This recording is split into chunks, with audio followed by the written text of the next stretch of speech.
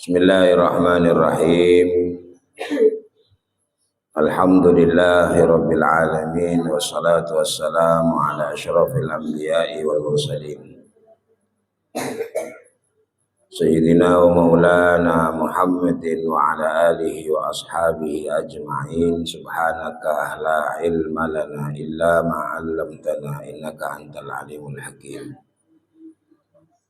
Rabbi syrah li sadri wa yassir li amri wa hlul 'uqdatam min lisani yafqahu qawli. Allahumma shalli ala sayyidina Muhammadin salatan tashrah biha sudurana wa tajbur biha kasrana wa tuyassir biha umurana wa tughni biha faqrana. Wa salatan likulli usrin yusra wa likulli da'in dawa wa likulli saqamin shifa.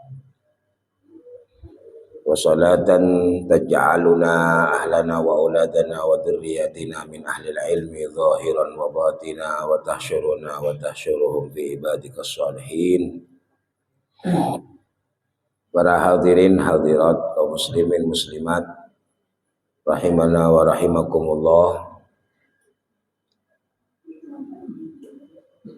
Semakin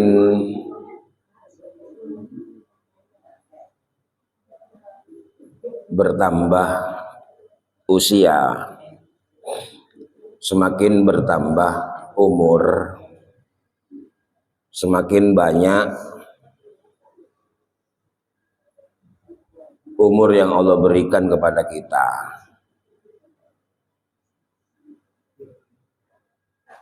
Semakin berkurang apa-apa yang menjadi bagian ketika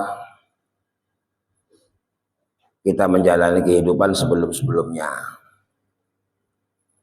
Semakin banyak umur yang Allah berikan, semakin tua, semakin banyak berkurang.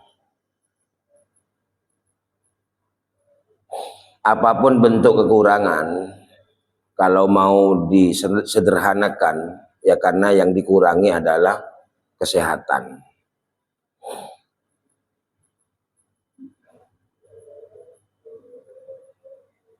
Karena kesehatan ini kekayaan yang paling utama yang dimiliki semua orang. Maka dengan berkurangnya kesehatan, berkurang kemampuan, berkurang kesempatan. Kan itu intinya.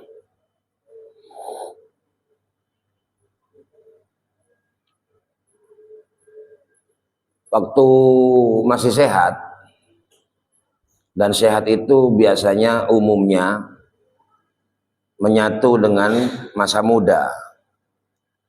Umumnya masih muda, sehat. Setelah usia bertambah, tambah tua, berkurang kesehatan. Dengan kesehatan berkurang, maka kemampuan berkurang, kesempatan berkurang.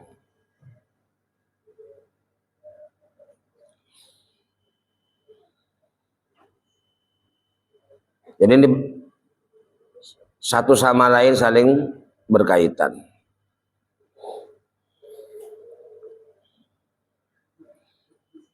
Dulu bisa sempat 1 minggu tiap hari.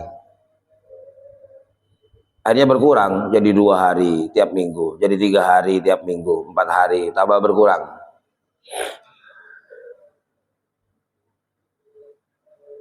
Berarti kan kemampuan berkurang, kesempatan berkurang. Itu wajar sudah itu.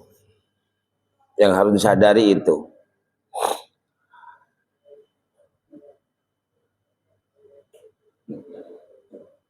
Ki ngode ngakan bisa 4 kali. Masih muda makan bisa 4 kali, 3 kali, jadi 2 kali. Kadang sekali, tambah tua.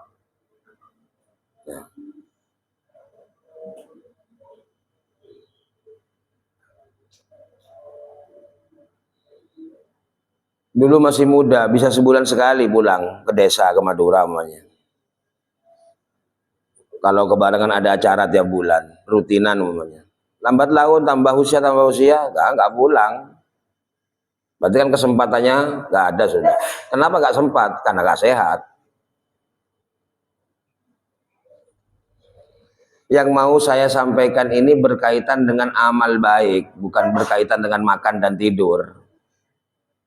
Yang jelas orang tambah tua makan tambah gak enak. Bukan tambah enak, tambah tua tidur tambah gak enak. Dua hal ini paling disenangi orang. Hobi nih, tidur makan ini. Hobi yang lain kan tambahan. Uangnya banyak, gak bisa tidur.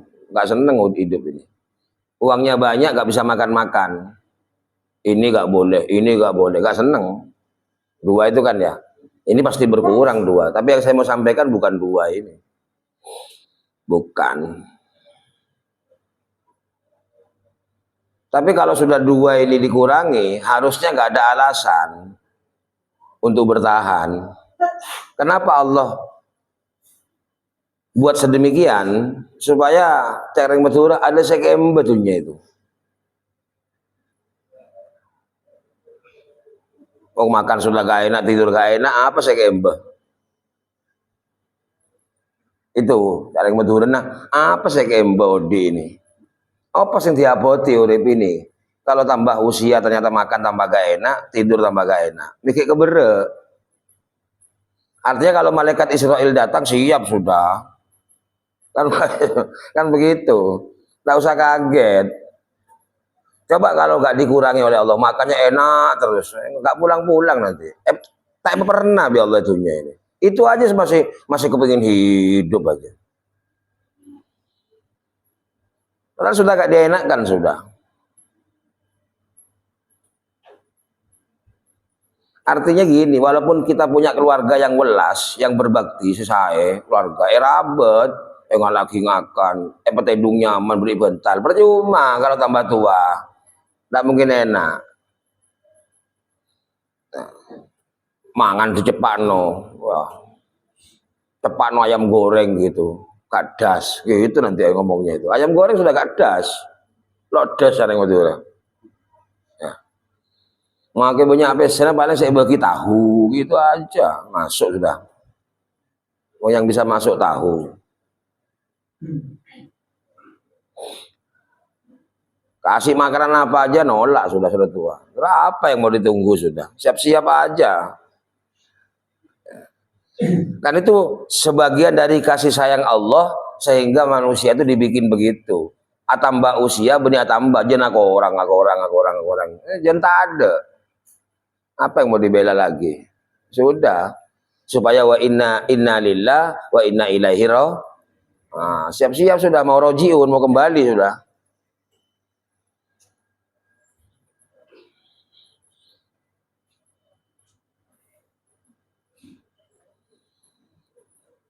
Jadi yang sering saya sampaikan, kalau belajar agama ini, kalau ada urutan, pasti yang terakhir nanti kembali ke yang awal.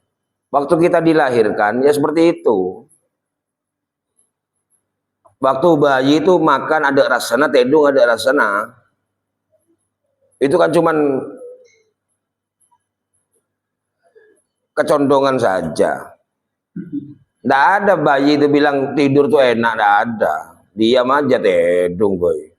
Ngakan pokong dulu lagi kecolong nganggep kan gitu.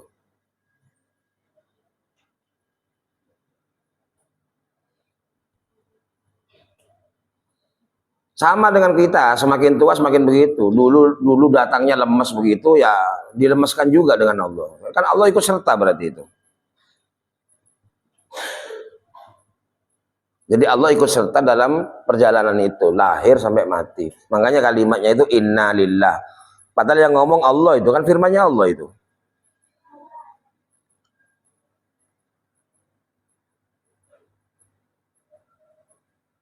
Supaya bisa sadar mau kembali ke Allah, kau tuh sabar setombu. Makanya wabasyiri sabirin alladzina idza asabathum musibah qalu inna lillahi wa inna ilaihi raji'un. Ulaika alaihim salawatum mir rabbihim wa rahmah wa ulaika humul muhtadun.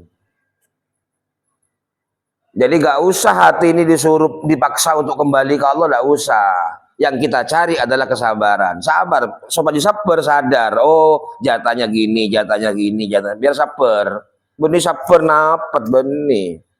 Masa agama yang punyanya Allah dibawa Nabi Muhammad lalu ajaran itu hanya napet boy. Benih napet. Nahan diri dong enggak. Sabar tuh bukan epet-tapet benih. Sabar itu bukan begitu. Sabar itu adalah kesadaran bahwa hidupnya ini sebagai makhluk, ini jatahnya, ini tahapannya, tahapan-tahapan perjalanannya. Terima ya. Terima. Mak perlu berdereng jahat. Dereng jahat itu berfungsi baik, bukan saya membaikkan orang jahat. Orang yang berperilaku buruk, orang yang coba kelakuan. Nah, itu buat ujian ketika orang ingin menjadi orang baik, ukurannya orang buruk. Makanya Allah menciptakan sesuatu gak sia-sia. Kita gak membenarkan keburukan, tapi adanya keburukan itu menjadi bukti sebagai tolak ukur kebaikan seorang. Orang ini kan mau lakar bagus, benar orang bagus ongku, mau beri kecobaan tak males. Kapan dia akan tahu jadi orang baik kalau gak diuji oleh orang buruk? Sampai hidup kepingin jadi orang baik, ditemani orang baik, toh. Kapan ujiannya? Kapan keujinya?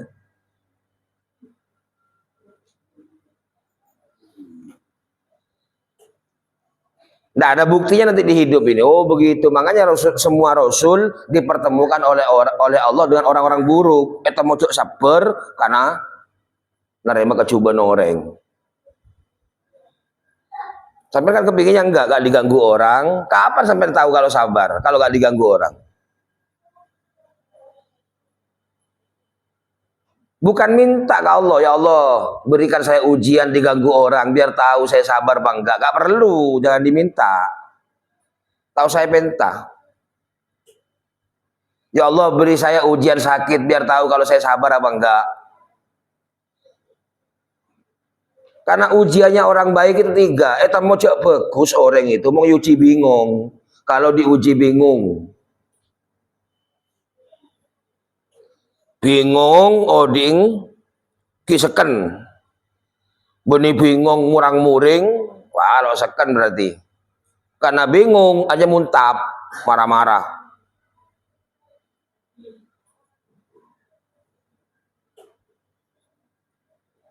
Itu ujian bingung itu. Yang kedua, ujiannya orang baik itu adalah kekurangan.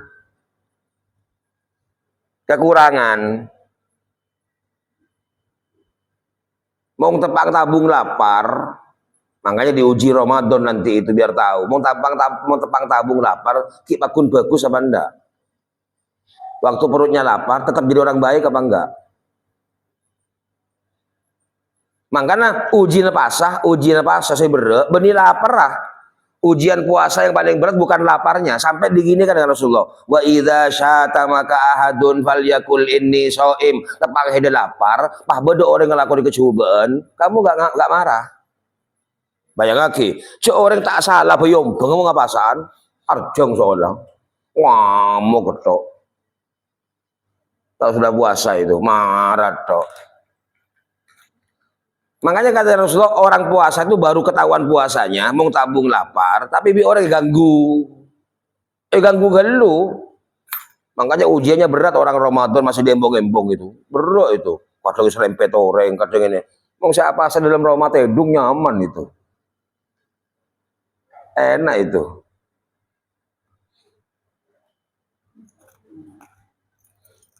Salah pasan ki alako.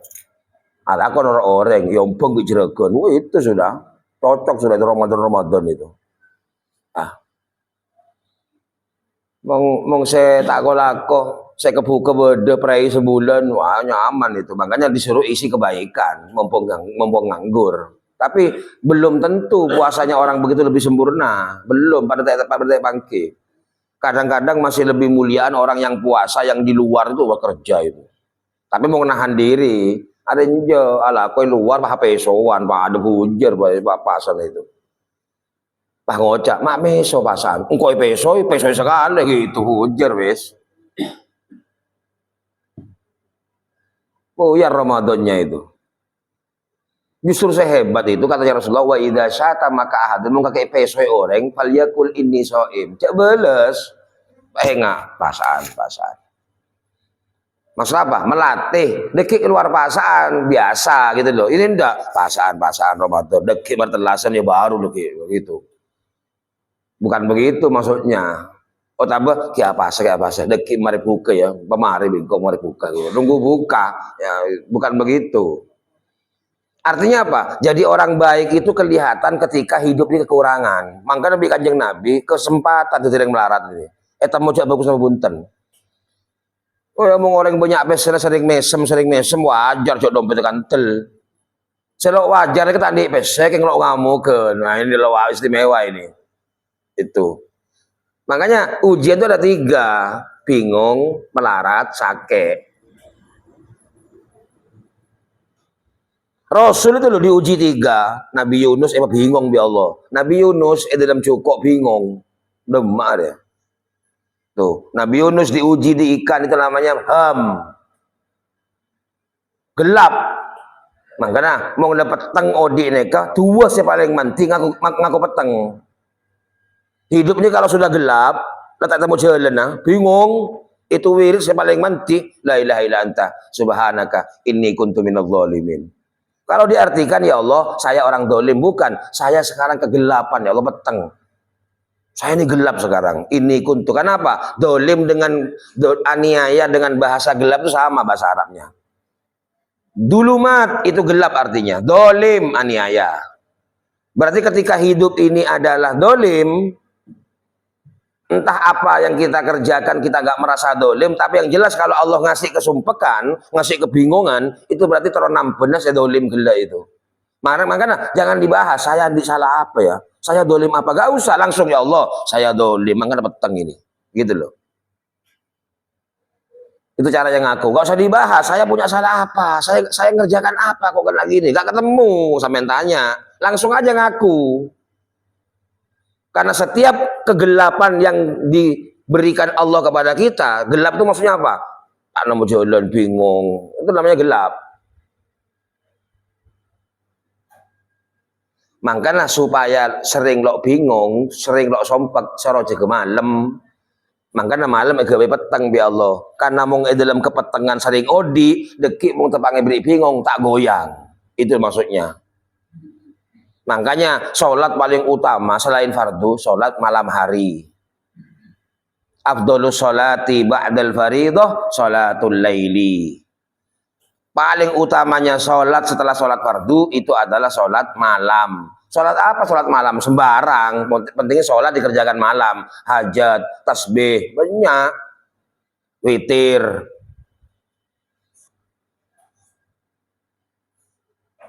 Mau terota aniyatah lah kebele, bojeng tahajud begitu. Itu panggempangan itu.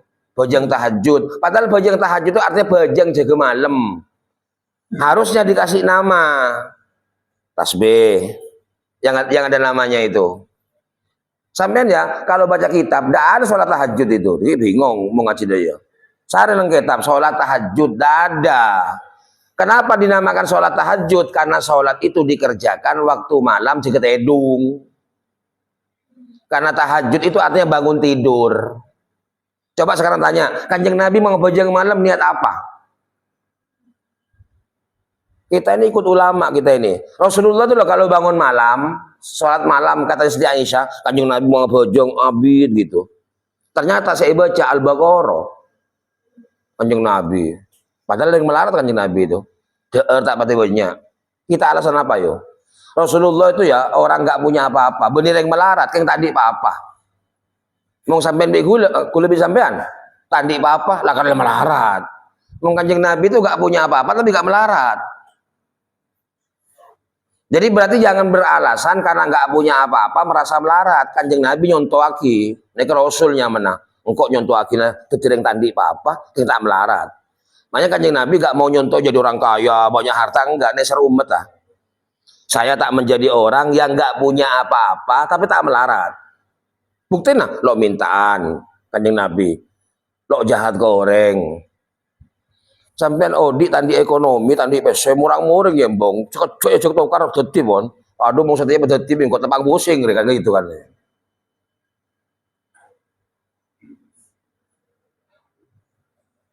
Hidup merana, mati enggan. Oh, di selalu nyaman tapi soro mati lo ndek gitu loh. Repot ini, bingung orang bingung ini. Yang malaikat mulai tuh susah, dia mak susah tok, mati berapa? Njok malaikat begitu katanya. Aneh susah ini cek mati lo ndek.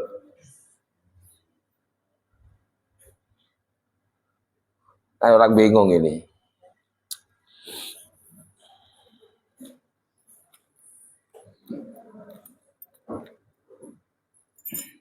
Apa yang dibaca Kanjeng Nabi kalau sholat malam itu? Adua apa Kanjeng Nabi itu? Maksudnya usollinya apa coba? Nggak ada yang tahu.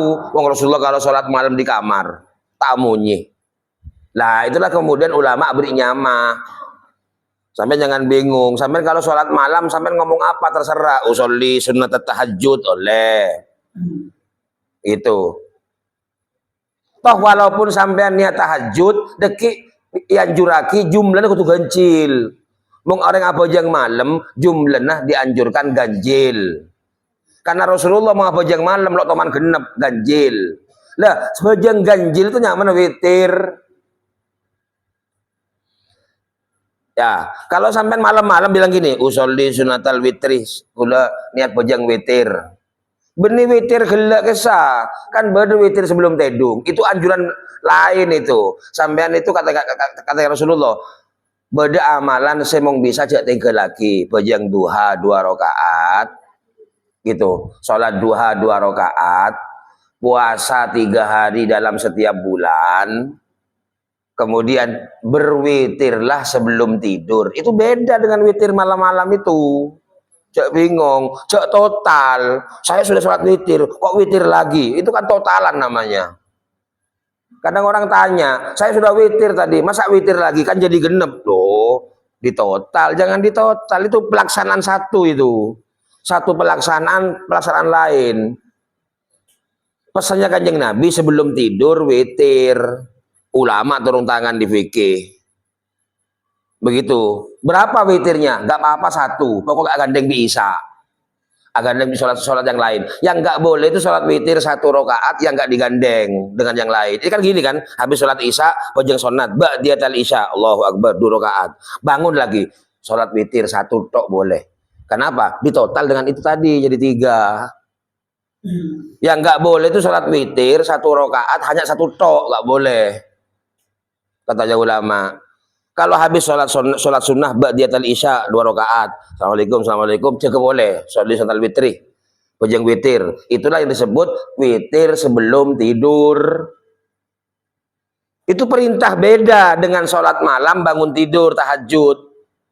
Nanti kalau sampai bangun malam tahajud yang baik itu dianjurkan mau apa jengko tuh kencil. Berarti telok, lemak. Peto, sanga, 11 terserah. Kalau Kanjeng Nabi nggak pernah kurang dari 11. Itu prakteknya kalau Rasulullah. Terbunah katanya istrinya beliau di kamar Siti Aisyah, Kanjeng Nabi itu kalau sholat malam 11 rakaat. Kala bilang Muhammadiyah, maka mau Ramadan terawihnya 11. Itu dalil yang dipakai orang Muhammadiyah, makanya terawihnya 11. Kalau kita ini NU dengan kiai-kiai diajari terawihnya 21. Masalahnya itu ikut Sayyidina Umar, tambah Sayyidina Umar banyak. Itu namanya sholat sunnah malam yang dikerjakan di Ramadan. Kalau Kanjeng Nabi itu sholat sunnah yang di luar Ramadan, malam-malam. Makanya boleh sampean itu ngomong apa saja boleh usul di sunat tasbih malam. Ketika sampean ngerjakan sholat tasbih di tengah malam, itu sampean sudah dianggap sholat tahajud. Karena nyatanya sholatnya di malam hari, bangun tidur. Sama. Sholat tahajud. Atau sampean milih sholat hajat. Hajat itu apa artinya? Kebutuhan. Benar ada malam sholat hajat. Cabut ulama, moga-moga segala hajatnya dipenuhi. Itu katanya ulama. Gak apa-apa hajat tiap hari. Maka tadi parlo sholat hajat toh. Siapa tahu barokahnya sholat hajat kalau punya kebutuhan terpenuhi. Lo bingung. Tuh katanya ulama. Ya. Benih sholat hajat pas banyak pengeteron, nah itu repot itu masyarakat. Sholat hajat adik pengeteroto. Nah, mari Roma situng boleh, hajat boleh. Duku sholat hajat boleh. Duh, tak di Roma 2 boleh telok. Hajat boleh 4. Tak ada ke 10 tak bambu. Bukan, sholat hajat itu adalah Allah memberikan semua kebutuhannya. Artinya apa? Oh, lo sampai bingung. Sebelum bingung, kebutuhan datang dulu. Gitu loh. Karena kadang-kadang kita nggak tahu butuh apa, tiba-tiba hidup ini bingung. Nah, itu barokah sholat hajat.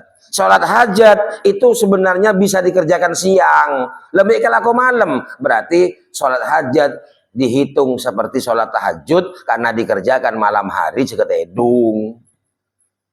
Bangun tidur. Begitu. Masalah nama terserah. Karena sholat yang paling utama sholat malam. Sama dengan sampai masuk ke langgar ini. Habis adzan subuh. Ya, adzan subuh, sampai milih mana? Kalau di masjid itu yang lebih bagus, ya tahiyatul masjid dulu. Ternyata setelah tahiyatul masjid belum sholat sebelum subuh 2 rakaat kan, sholat sunnah, qomat. Maka nanti kata ulama dihitung sebagai sholat sunnah sebelum subuh. Langsung, itu murahnya Allah. Walaupun hanya sholat tahiyatul masjid. Karena apa? Di hatinya ada niatan seandainya gak qomat, mau sholat lagi. Sholat sunnah qoblatul fajr. Kalau dilanggar, masuk langsung yang diutamakan sholat sunnah. 2 rakaat sebelum subuh. Karena dilanggar, tidak dianjurkan tahiyatul masjid. Ya.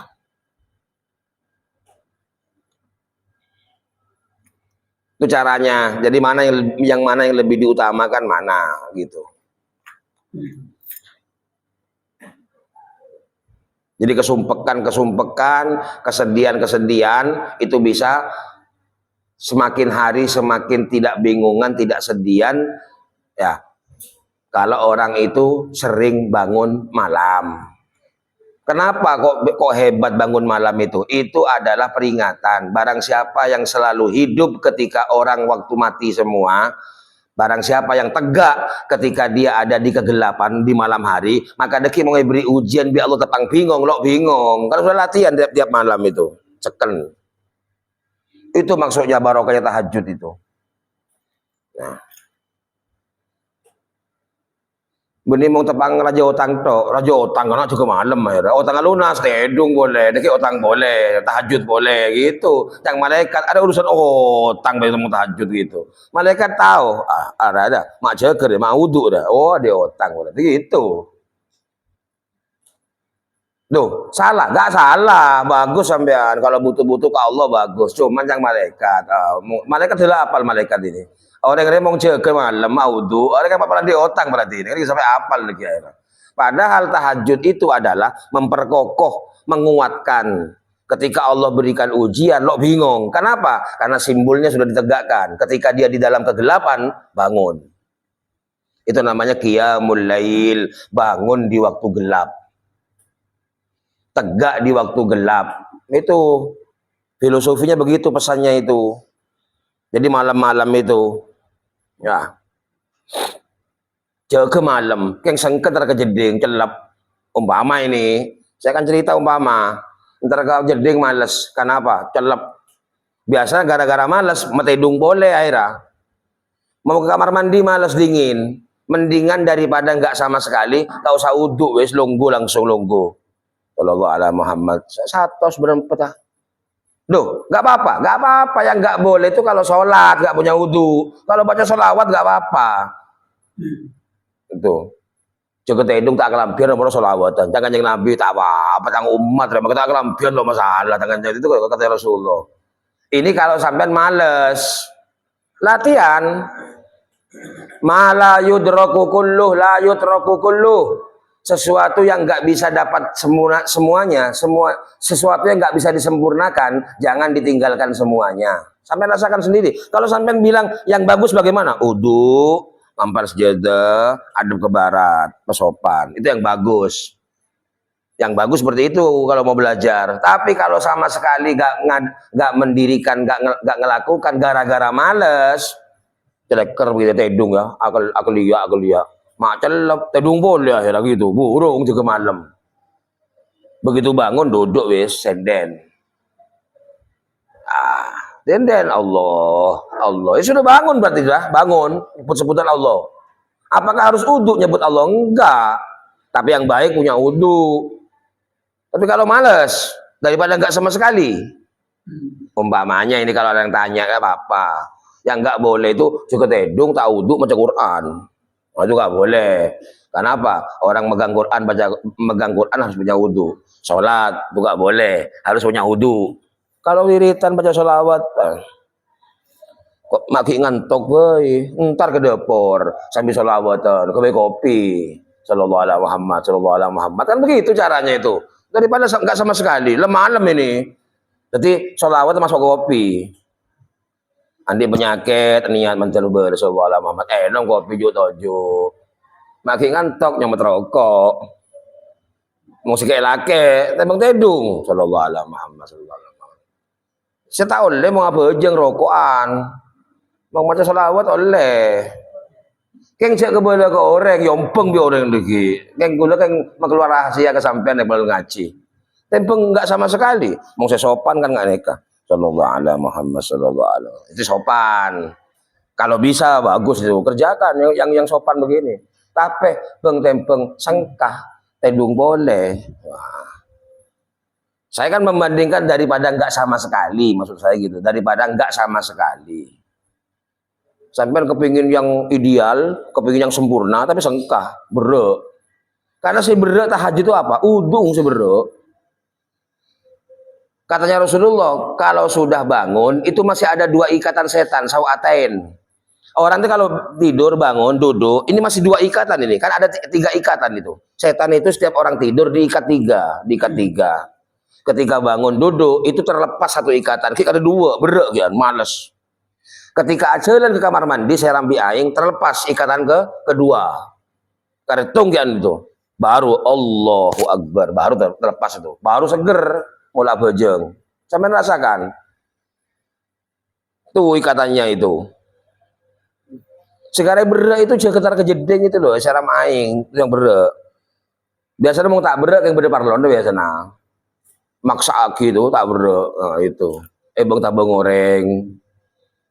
Ketakutan itu. Nah, jadi kembali lagi. Jadi ketika orang baik itu bisa merasakan, bisa jadi tolak ukur adalah ketika menerima tiga ujian. Makanya tiga ujian ini kemudian Allah menciptakan makhluk yang berfungsi ini. Ya, pasaan saya boleh Ramadan saya hebat itu. Ya. Mulai ganggu orang. Mungkin kalau tak ngakan tak ngenom kalah sampai dengan orang-orang agama lain kalah. Agama Hindu itu paling kuat puasa itu tapa itu. Agama Buddha itu kuat itu tak pernah tak ngakan. Sampai begula kalau tak ngakan setengah hari lo gigir tok yo. Maghrib lagi gigir. Tak maghrib cek habis mau pasaan begitu. Mong tak pasan cek cepet maghrib ya mong pasan cek gitu sampai tunggu mulai asar boleh kalau sepuluh biasa sarapan tak sarapan kan begitu kan. Jadi jiwanya tertekan aja. Berarti selalu tertekan gampang tedung apa metedung malah sopu sampai juga asar. Mau Ramadan kerja tedung sopu juga asar bah ngocak lo tak bejeng zuhur ya lo tuh kan tedung. Kan begitu. Saya ngomong nanggung mengasar. Mau anak kan nanggung, mau parlor jaga isak sekali. Nyaman tak kerasa pasar langsung buka. Tidur subuh bangun isak langsung buka enak itu. Nah kalau urusan nggak makan. Nah.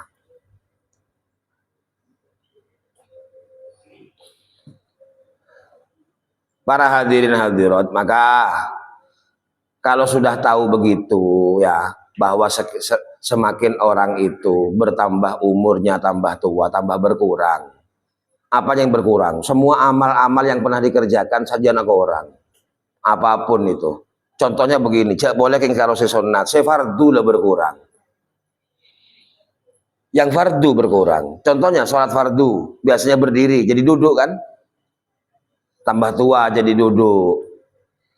Lu kan nggak apa-apa sudah nggak mampu. Saya nggak bahas itunya. Jelas nggak apa-apa nggak mampu. Cuman harus ngaku asalnya berdiri sekarang duduk. Pilihan kedua kah? Kalau pilihan yang paling utama itu berdiri. Tapi kalau sudah nggak mampu duduk. Saya katakan duduk dengan berdiri itu pentingan berdiri karena itu rukun pertama. Lu kok duduk karena nggak bisa nggak apa-apa. Cuman kita harus ngaku. Jangankan yang sunnah, yang fardu lu berkurang. Asalnya bisa berdiri, tiba-tiba duduk. Bahkan Ramadan sampai nanti kalau hidup sampai tua, pasti gak puasa. Makanya di Quran beda, mau letak kuat apa sah, gak apa-apa, gak puasa. Kenapa? Karena perjalanan, musafir, atau sakit, atau lemah. Lemah ini apa? Orang tua. Jadi orang sudah tua, lemah, sudah gak kuat puasa, gak apa-apa. Bayar 1 mud kalau punya. Sehari 1 mud kalau punya. Anaknya kalau punya. Kalau bapak yang tua jelas gak punya, tak lako soalnya. Itu biasa bisa lako, tak bisa lako. Itu. Beri PC biar anak.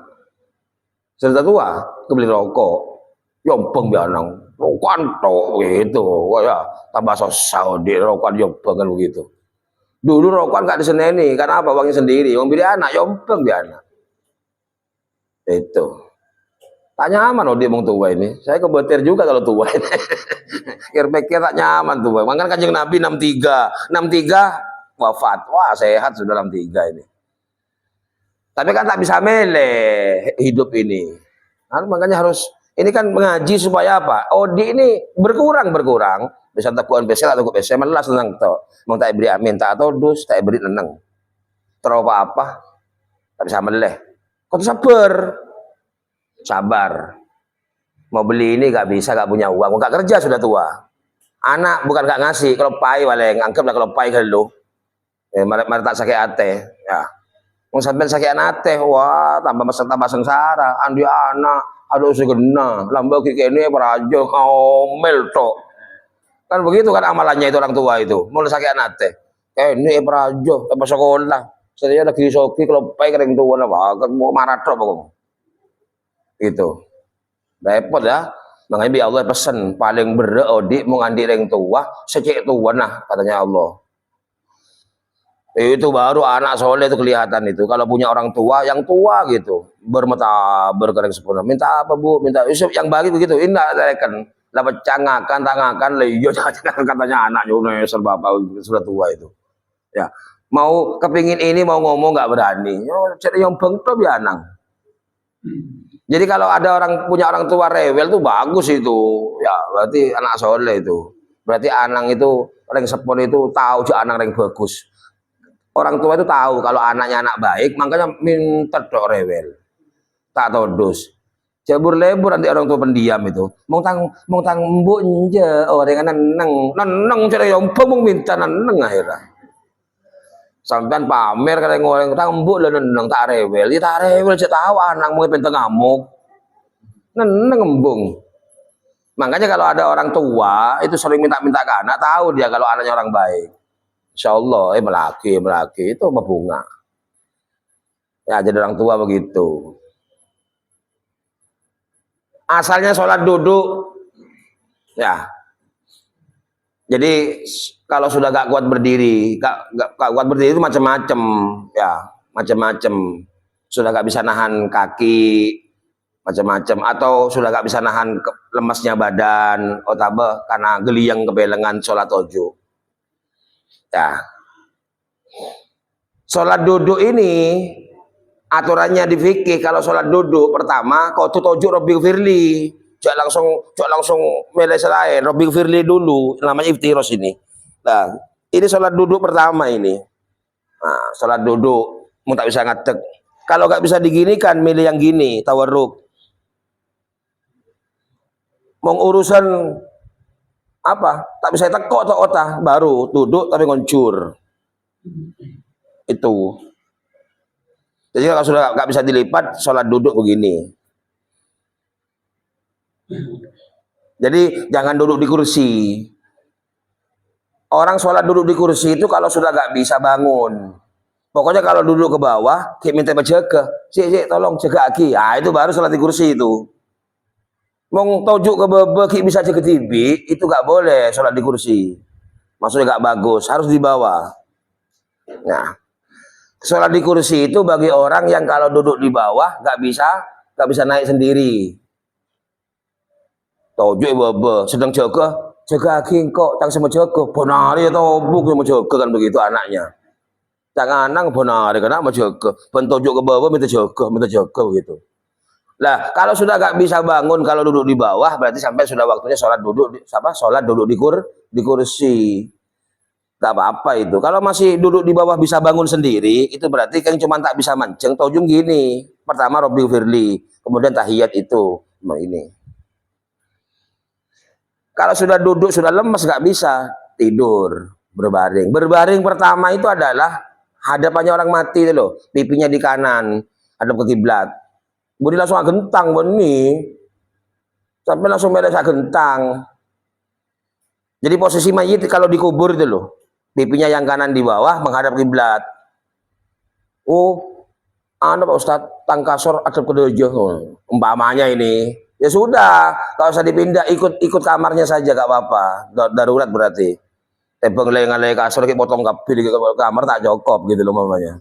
Mau kamar lebar bisa yale gak apa-apa digeser. Pada saat ini hadapkan. Berarti Allah apa? Allah ke jebit lauk, ya. Jadi kepala di utara, kaki di selatan. Dia jebit lauk, pipinya kanan di bawah hadap kiblat. Tak usah takbir, ngangkat tangan. Makanya di fikih ngangkat tangan itu sunnah. Yang rukun adalah ngomong Allahu Akbar itu namanya takbiratul ihram. Ngangkat tangan itu sunnah, nggak usah langsung miring, Allahu Akbar taruh. Nah, baca Fatihah. Nanti kalau ruku ya begitu, niat ruku, niat sujud, niat itu. Hanya isyarat tok. Miring karena menghadap ke Allah, makanya disuruh di fikih itu kalau orang dikubur, kalau pipinya nggak taruh di bawah yang kanan, soro bungkar boleh loh. Tuh, posisinya pipi yang kanan di bawah menghadap kiblat. Dan di kitab fikih boleh dibongkar kalau kita menguburkan mayit karena nggak ada yang punya ilmu, pegentang biasa itu boleh bongkar itu. Kalau nggak menghadap kiblat boleh dibongkar. Kalau itu diprediksi nggak rusak mayitnya. Oleh 3 bulan baru cerita mayitnya pegentang, bongkar karena tolangan 3 bulan. Umpama sare dikubur asar-asar, ternyata akhirnya ngomong itu kemarin dikubur terlentang, langsung bongkar guna. Pagi boleh dibongkar. Jadi ada alasan boleh membongkar kuburan kalau itu untuk urusan yang rukun. Nah, yang seperti tadi itu nggak menghadap ke kiblat itu boleh dibongkar itu. Atau umpama posisi hamil, pada dokter ngocak, VOD itu bayinya baru boleh dibongkar. Umpamanya yang ngubur gak tahu apa-apa umpamanya. Boleh bongkar kuburan boleh dengan alasan tertentu boleh. Ya.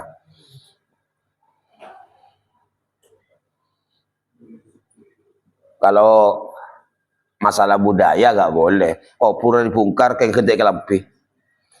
Di Sulawesi itu ada itu. Dibongkar kuburannya selama belum dianggap hancur, diganti baju. Saking kepingin jadi anak berbakti. Ya, embung bersemetot di ruang lo mereng kapilan. Jadi dalam kuburan sudah lama, gak bagus itu, gak boleh. Haram hukumnya. Bongkar kuburan kalau gak ada perlunya hukumnya haram. Ya. Itu saya cerita yang fardu itu. Yang fardu aja berkurang sampean. Apalagi yang sunnah. Amalan kapi sunat pegek kapi nanti. Nah, pedot semua. Nah, sekarang pertanyaannya begini pertanyaannya. Kalau amalan itu menjadi ukuran orang ibadah ke Allah, taat, mak berkurang. Kalau amalan itu menjadi ukuran ketaatan seorang, patuhnya seseorang ke Allah, mak bisa berkurang. Kalau amalan itu ukurannya ketaatan, berarti mau amal berkurang, taatnya ke orang lah. Itu yang dipikir. Makanya mumpung katanya Nabi, mumpung muda beramallah, mumpung sehat. Kebe apa? Dekik mulai berkurang tuh loh. Ganti apa? Ganti dengan jiwa yang sudah baik. taat, makin leneng tok dadi. Yang rukun tok, baca Quran sudah gak bisa, mata kalah. Mulai kacamata pecah tok, biar anak yombong, pecah boleh, boleh, yombong boleh, tak minta ya babang. Repot sedang tua ini, ya. Sudah baca Quran gak bisa, tengah le keropos, karena tua, tojuk tak bisa abid. Semua amalan berkurang semua, ketaatan itu. Makanya kata Kanjeng Nabi tadi itu, sababaka qabla haramik, ingat, mumpung masih muda, ingat, mumpung masih sehat, mumpung masih mampu, terus. Karena nanti kalau sudah diambil semua oleh Allah tambah usia, itulah kemudian. Sehingga akhirnya amalan itu bukan ukuran ketaatan kepada Allah. Tapi amalan itu bagian mutlak mencari ketaatan kepada Allah. Latihan mulai muda. Apa taatnya nanti itu? Mulai berkurang kabeh. Apa? Katanya Allah Subhanahu wa taala, "Falamma balagha asyuddah", ketika manusia sampai ke masa tuanya mateng. Asyuddah. Kapan itu? Falamma balagha asyuddahu wa balagha arba'ina sanah, mau ledepak ke Pak Bolo. Ah, depak ke Pak Bolo. Beda dengan Quran. Mulai depak ke Pak Bolo itu berkurang kabeh kan. Lo enggak umur segeme.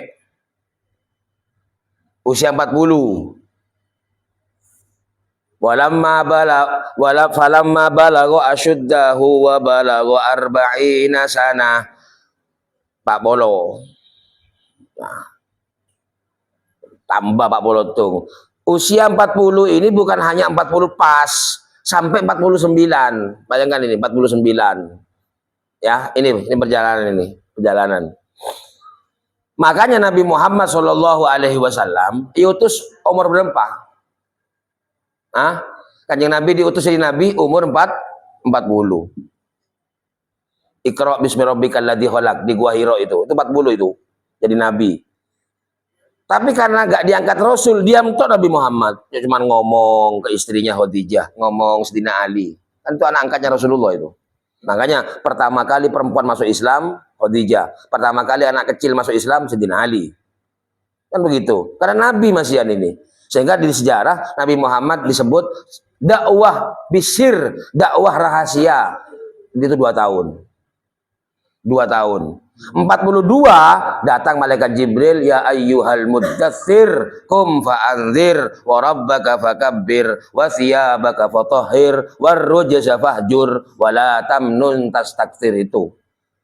Itu namanya Rasul 42. Celing umur Pak Bolo 2. Ketika usia 49 menjelang 50 Kanjeng Nabi Isra Mi'raj. Makanya Quran itu menyeritakan usia 40. Usia 40 itu adalah usia pertama kali pembukaan kita siap-siap mau dikurangi semuanya. Dan tua. Kurangi kabeh. Kekuatan, kesehatan kurang semua 40 ini sudah. Ya. Harusnya yang kemudian menjadi tolak ukur hadirnya jiwa tegak. Ya. Makanya kemudian ikatan kita dengan Allah harusnya 40 sudah kuat. Pak Polo sangat puncak Kanjeng Nabi Isra Mi'raj. Isra Mi'raj itu apa? Bulan Rajab. Bulan Rajab itu di tanggal 27 Bedebejeng. Itu simbol bahwa kita sudah kuat hubungan dengan Allah. Ngalakoni bejeng tapi ini kuat sudah dengan Allah ini. Pak Polo. Pak Polo sangat terakhir. Seket kan lah oba lemak lan. 49 Isra Mi'raj. Kanjeng Nabi 50 pas Kanjeng Nabi berangkat ke Madinah hijrah. Artinya sudah pindah sudah. Jiwa ini pindah sudah. Ya.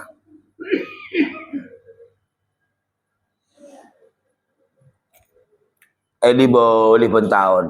Makanya bulan Rajab itu bulan keberapa? Bulan Rajab itu bulan ke-7 Muharram. Semua orang lahir mulia ini. Makanya disebut Muharram. Semua bayi lahir Muharram. Bulan tung.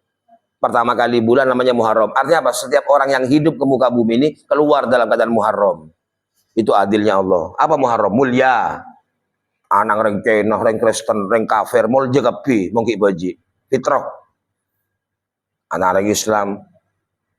Baru kemudian diperintah untuk ibadah 7 tahun. Reng sepo soro. Ajari anakmu sholat 7 tahun. Berarti mulai 7 mangkata. 7 diputar lagi, 7, 14 terus selekor, belu lekor sampai apa? Sampai lipatan 7 bulan Recep ini. Betok kali betok, Pak Bolo Sanga. Makanya kenapa bulan Recep ini dimuliakan oleh Allah? Bulan Recep ini bulan mulia. Selain tak mulja iya. Kan cuman bulan Recep kenapa kok mulia? Karena Recep ada di hitungan ke-7. Kita disuruh ibadah mulai usia 7. Makanya sunat umur 7 tahun. Karena apa? Jengelan. Mau rek lambat deh kak. Nah karena tak sampai telat. Umur beluk sangat enggak. 7 sudah dipotong. Kenapa? Isyarah. Karena ini sudah mulai harus belajar sholat 7 tahun. 7 tahun lah sunat. Lah setiap umur berapa? 10. Sunat? Belum. Umur 10 kilo sunat. Umpamanya ini. Saya nggak ditolak loh. Mau ditolak lagi gobang lagi gitu. Gobang lagi. Umur 7 sudah sunnah. Sudah sunat. Orang anak-anak umur 7 tahun itu gak disuruh puasa dengan Allah, tapi orang tuanya yang disuruh. Suruh puasa nang latihan. Sehingga orang anak-anak dulu tuh usia 7 tahun kelas 1 SD lah masa Ramadan. Duhur lek takut tabung ya. Takut je tega. Apa ngelu, bening ngelu arjeng guys. Kan gini guys. Lah kan lagi latihan beri ngenom, yes ngombetok. Latihan ngombetok deki maghrib ngakan nah. 7 usia dulu itu 7 tahun sudah berangkat sudah itu. Kenapa? Bukan anaknya yang wajib, orang tuanya yang diwajibkan Rasulullah alimu auladakum as-sholata. Ajari anakmu sholat 7 tahun. Berarti apa? Ajari pasah 7 tahun kia. Usia 10 baru kereng. Mau tak apa jauh solo tokol fadribu. Pukul kalau usia 10. Artinya apa? Ompeng, bentak, beri hukuman. Kalau usia 10 tahun. Usia 14, petok kali 2 kan. Usia 14 mong tak bejeng, pakun tak kalah bejeng sampai tua itu. Itu jaminan sudah. Kenapa? Balik, mau anak balik ya ceri, yompeng ala ben tak toro. Make atoro paling keng takut beli PC.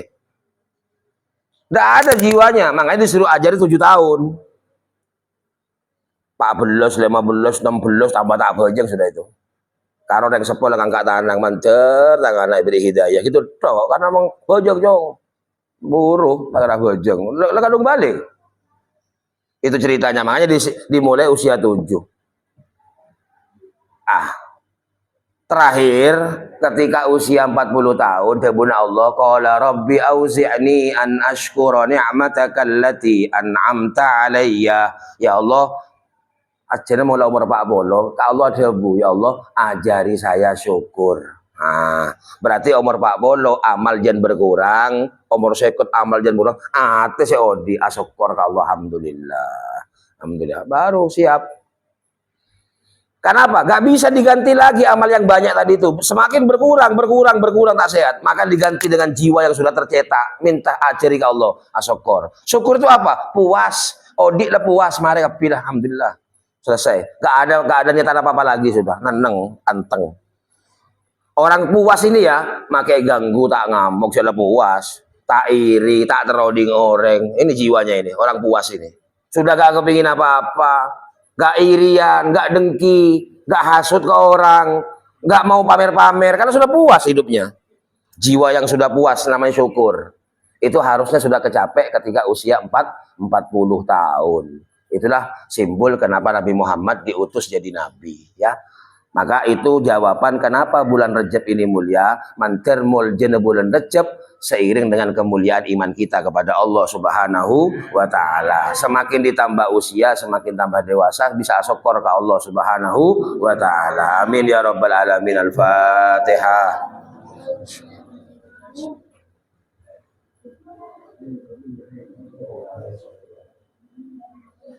Bismillahirrahmanirrahim. Allahumma salli ala sayyidina Muhammad wa ala alihi wa sahbihi wa sallim salatan taftahu lana biha abwabal ridha wat taysir wa tughliqu anna biha abwabasy syarri wat ta'sir. Rabbana ighfir lana dzunubana wa liwalidina warhamhuma kama rabbayana shaghira. Wa sallallahu ala sayyidina Muhammad walhamdulillahi rabbil alamin. Assalamualaikum warahmatullahi wabarakatuh.